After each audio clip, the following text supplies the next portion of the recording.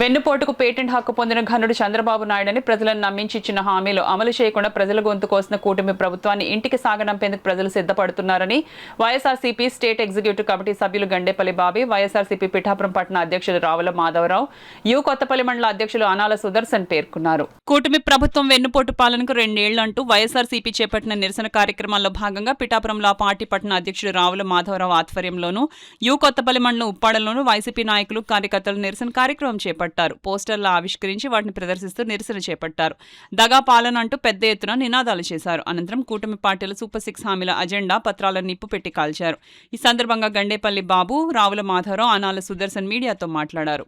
కొత్తగా చేసింది ఏమీ లేకపోగా జగన్మోహన్ రెడ్డి గారి పరిపాలనలో జరిగిన పథకాలన్నింటినీ తూట్లు పొడిచి అమ్మఒడి దాన్ని తూటు పొడిచారు.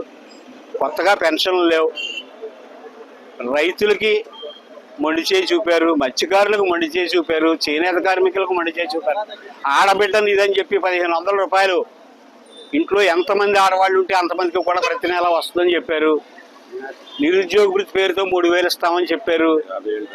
50 ఏళ్ళకే బీసీఎస్సీలకి పెన్షన్ ఇస్తా ఉన్నారు.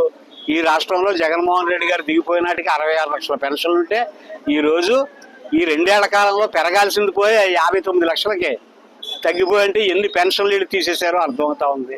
కొత్తగా ఒక్క పెన్షన్ కూడా ఇచ్చిన దాఖలా లేదు.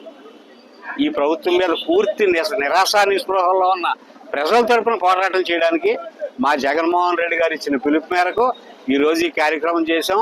వెన్నుపోటు అనే పదం చంద్రబాబుతో తోడబుట్టింది. ఇద్దరు అన్నదమ్ములు లాంటి వాళ్ళు. ఈ రాష్ట్ర ప్రజలను అనేక పర్యాయాలు వెన్నుపోటు పడుస్తూ వెన్నుపోటుకు పేటెంట్ హక్కు తీసుకుని నువ్వు కొనసాగిస్తూ ఉన్నావు. నీ పాలన ఎన్నాళ్ళలో సాగదు. ప్రజల్లో తిరుగుబాటు వచ్చే రోజు దగ్గరలోనే ఉంది. త్వరలోనే మళ్ళీ జగన్మోహన్ రెడ్డి కోసం ఈ రాష్ట్ర ప్రజానీకం ఎదురు చూస్తూ ఉందని చెప్పి నేను తెలియజేస్తాను. ఒక పథకం కూడా ఇంప్లిమెంటేషన్ చేయకపోగా చాలా అన్యాయం చేస్తూ ఉంది ఈ ప్రభుత్వం. అసలు ఏమీ లేవు.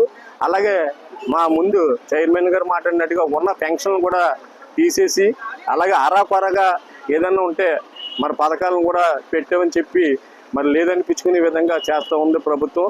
దయించి మరి వీళ్ళకి అన్యాయం చేయొద్దు, పేద ప్రజలు మోసం చేయొద్దు. మరి మోసం చేయటం వలన ప్రజలు గుర్తిస్తూ ఉన్నారు. రాబోయే రోజుల్లో ప్రభుత్వాన్ని గట్టిగానే బుద్ధి చెప్పే పరిస్థితి ఏర్పడుతూ ఉంది.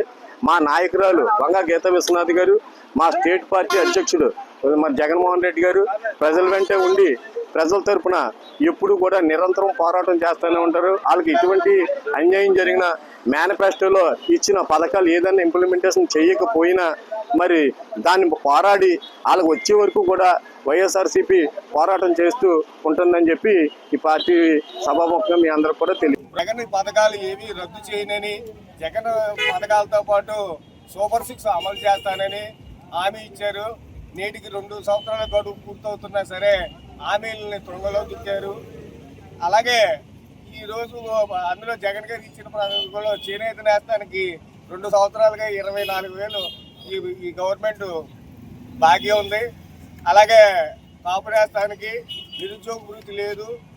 అలాగే అధిక ధరలు రేట్ల నియంత్రణ లేదు. గ్యాసులు పెరిగిపోయి, పెట్రోల్ అన్ని పెరిగినాయి.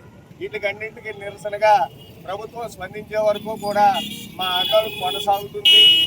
తెల్లబొల్లి ప్రజల్ని మభ్యపెట్టి ఓట్ల ద్వారా ప్రభుత్వం అధికారంలోకి వచ్చిన ఈ చంద్రబాబు నాయుడు గారికి సరైన గుణపాఠం చెప్పి ప్రజల్లో చైతన్యం తీసుకొచ్చి ప్రతి గడప గడపకు ఈ తెలుగుదేశం పాలనలో ఉన్న విధానాలని తెలియజేసి మళ్ళీ 2029లో జగన్ గారు ముఖ్యమంత్రి అయ్యే వరకు కూడా మేము మా నాయకులు ఇన్ఛార్జ్ అయినటువంటి మా గీతమ్మ గారు అందరూ కూడా శక్తివంతులు లేకుండా